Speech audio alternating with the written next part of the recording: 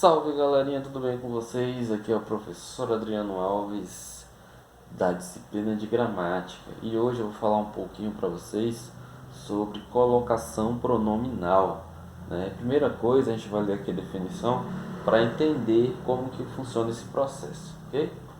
Vamos lá. A colocação pronominal faz referência à posição dos pronomes pessoais oblíquos átonos em relação ao verbo. Primeira coisa que vocês precisam notar aqui é que nós estamos falando dos pronomes pessoais oblíquos átomos, tá? Não são todos os pronomes que isso aqui acontece, não. Hoje nós estamos falando somente dos pronomes oblíquos átomos, ok? Que são esses daí, ó, os pronomes pessoais oblíquos átomos são o me, ti, si, o ou os, a ou as, le, o lhes, nós e vós. São os pronomes pessoais oblíquos átomos. E o que a gente vai entender, professor, na verdade, que até agora eu não entendi? Nós vamos entender a ocorrência desses pronomes dentro de uma oração. Mais especificamente ainda falando, a posição em que eles ocorrem dentro de uma oração. Ok?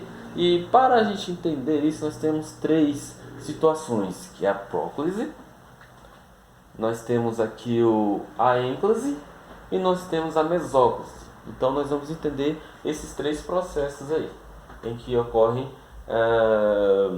os pronomes pessoais oblíquos átomos, ok? A primeira delas é a próclise, né? A definição que está dizendo aqui, ó, o pronome surge anterior ao verbo, né? Vamos ver um exemplo em uma frase. Não me faça perder sua confiança. A primeira coisa que você precisa entender aqui, na verdade, observar é o verbo aqui, ó, o verbo fazer. Ele está aparecendo depois do pronome que eu coloquei destacado aí, ó, o me, né? O nome me, ó, oblíquo átono. Então, o que está dizendo aqui sobre a definição da próclise? O pronome surge anterior ao verbo. Está surgindo anterior ao verbo? Então, essa aí é a posição em que ocorrem todos os pronomes que for aqui, ó, parente ou que façam parte desse contexto da próclise aqui, ó. Vamos ver um outro exemplo, outras situações em que ocorrem os pronomes pessoais oblíquos átomos aqui dentro da próclise. Exemplo A, antes do verbo houver palavra de sentido negativo. Vamos analisar a frase aqui, ó. Nada me faz voltar atrás. Aqui está dizendo o quê? Antes do verbo houver palavra de sentido negativo. Antes do verbo, nós temos o verbo fazer aqui, ó. Nada me faz. Antes dele nós temos o pronome e antes dele nós temos a palavra nada. Esse nada aí passou a ideia de negativo, ó. Nada me faz voltar atrás. Eu poderia falar assim, ó, não voltarei atrás, né? Então passa a ideia de negativo. Se passa essa ideia de negativo, e observe sempre que o pronome está sempre atrás, antes do verbo, né? Vamos analisar outra situação aqui, ó. Antes do verbo, exemplo B. Antes do verbo houver um advérbio. No caso aqui, ó, naquela cidade se fala alemão. Olha só o pronome aqui, né? Se. Olha, vamos ver ele lá no quadro. Pronome se, pronome oblíquo. Vamos analisar a frase. Naquela cidade se fala alemão. Nós temos aqui houver um advérbio. Antes do verbo houver um advérbio. Então, antes do verbo houver um advérbio. Nós temos no caso aqui o advérbio de lugar, né? Então nós temos aqui o verbo principal, vai falar, né? Falar. Então, note que ele sempre ocorre antes do verbo. No exemplo C, ó, antes do verbo houver pronomes relativos, indefinidos e demonstrativos, né? No caso aqui, ó, dessa frase, isso me deixou muito feliz. Nós temos aqui o verbo deixou, nós temos o pronome e nós temos isso que é um pronome relativo, indefinido ou demonstrativo? Demonstrativo, né? Então, a regra está dizendo o que aqui? Antes do verbo houver pronomes relativos, indefinidos e demonstrativos. Se houver antes desse verbo aqui, ó, um pronome relativo, um pronome indefinido, um pronome demonstrativo, no caso é demonstrativo, então a sua frase está correta aí. E lembrando que o pronome sempre vai aparecer anterior ao verbo principal. E o último nós temos o D aí, ó. Antes do verbo vem a preposição seguida de gerúndio. Em se tratando de saneamento, o Brasil ainda tem que investir muito na área, etc.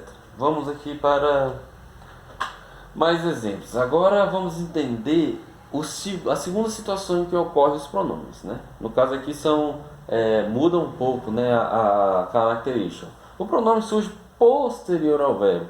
Nos exemplos anteriores, né, que a gente estava falando aqui da próclise, nós tínhamos o pronome antes do verbo, né? Já no segundo exemplo aqui, nós temos já é o contrário. O pronome ele aparece depois do verbo, né? Vamos ver o exemplo aqui, ó. Alistou-se no exército para realizar um sonho, né?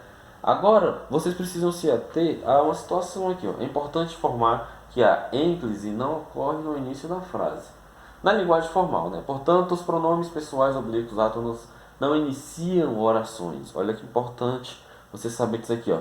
Os pronomes pessoais oblíquos átonos não iniciam orações. Então, vamos ver um exemplo aqui, ó.